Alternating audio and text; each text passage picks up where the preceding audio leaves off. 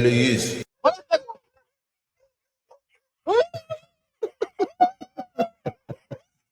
Neymar zany.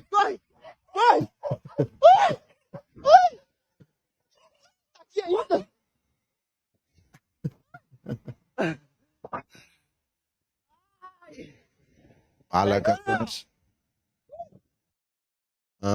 Tsara zany bisikileta ny zoky zany a. Anisan'ny sport lafolafo ihany koa ny bisikileta, misy tena lafo no moto. Fa bon, tsy hoe manao trop koa zany rehefa hoe manao sport fa arakarak'izay fahefan'ny tsirairay ihany. Dia ao amin'ny antonony foana zany no jerentsika zany raha cyclisme zao za mahita hoe lafolafo kely zany ary ohatran'ny mbola tsisy mora indrindra mihitsy izy zany. Oh wow. Oh man. Oh buddy, you hit the legs today, huh? Avy nanao